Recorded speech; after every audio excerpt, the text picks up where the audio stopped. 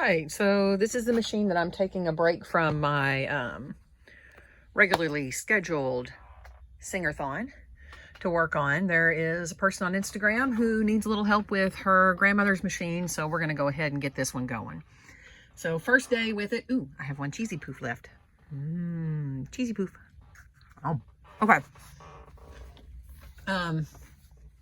This one is obviously pretty dirty. I don't know where I got it. I think it came from Retro Flip 502, your source for all your retro furniture needs. Anyway, they give me all the machines that they get that they don't need. What you just saw me put on there is sewing machine oil. This is just regular old, I don't know, sewing machine oil. And it is really good for unsticking things. This machine is moving. I was getting ready to say this machine moves pretty smooth. This machine does not move pretty smooth. I've already removed the power cord because it was frayed and it's going to have to be replaced. Now that's electrical. I highly recommend you hire somebody to do that unless you are feeling, really adventurous. All right, so yet again, this is the first time I've really looked at this machine other than just taking off the electrical on it. I'm going to see what we have here. We have a standard bobbin case. So I just pulled this out. Got it. So this is my little slide plate. I pulled this out as well. Oh, goody. Bobbin case looks really good. I'm going to go ahead and pull this out. Any thread that you get on an old machine is probably really old. You don't want that thread, so that will get unwound later. Yeah, this doesn't look bad. I'm pretty happy with this. It's pretty shiny, isn't it? So that was pretty good. We'll get to this area here in a little bit. Let's just go ahead and give the machine a once over and see where we're at. So one of the first things you do with your machine is you start throwing a fit because you can't get the bobbin in. No, actually you don't do that. You just leave that there. Let's look and see what we have going on here. It is pretty dusty and dirty in this area right here. So we're probably going to end up dusting that. Now, I change all of my bulbs out for LED because they're cooler and more comfortable. So take this out. Make a note, if it has 2 dots like that, it's a double bayonet. You're going to need to get a double bayonet bulb. This bulb is really gross. The way it goes, it'll get replaced with an LED. So it's super dusty back in there. So take my bulb out. Check my wires here. They still feel soft and not crunchy. That is a very good thing. We'll remove this so that way we can get into this area a little bit later on to get all the dust out there.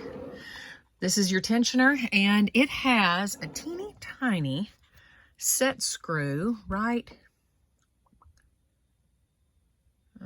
where is it? There it is. The little, the governor's on. I have to go in and listen here for a second, but I do want you to see the itty bitty set screw. And if you unscrew that little set screw right there, like this. Hold on, I can't tell if you can see it because I have my glasses on.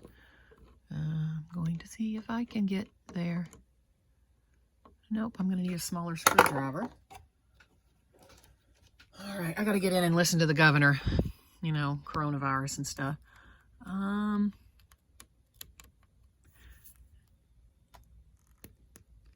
It sure doesn't want to come undone, does it?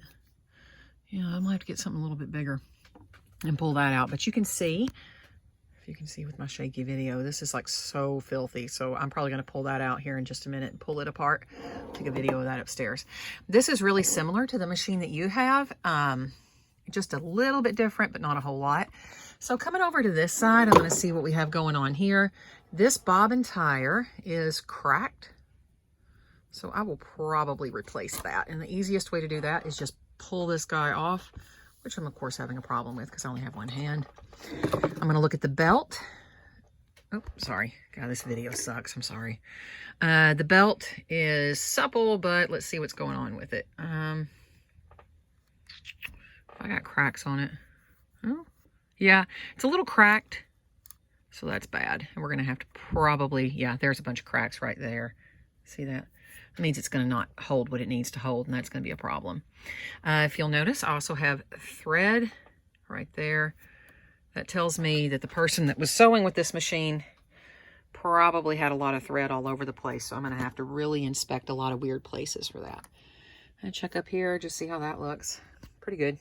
Yet again, sewing machine oil does not hurt anything. I mean, you don't want to get it on your motor for obvious reasons, because, you know, it'll kill your motor. But just giving it the once over, and, you know, it's not bad. It's not what I would call great. Check for dust in here, a little dusty. That's where my cable was in. Checking this wire, it looks nice and supple, and so does this one. So that's a good sign. It means there'll be less to fix on those. So anyhow, I'll post some more a little bit later on. Check the undercarriage on it, if I can turn it over without messing it up. All right, hold on. Yet again, I'm trying to do this with one hand. Maybe I'll get a, ooh, Lordy, kill my bobbin.